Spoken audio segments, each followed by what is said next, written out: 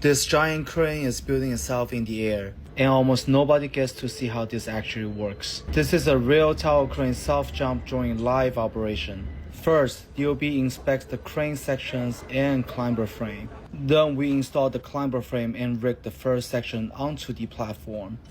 Next, we remove the pins, raise the crane, and slide in the new section.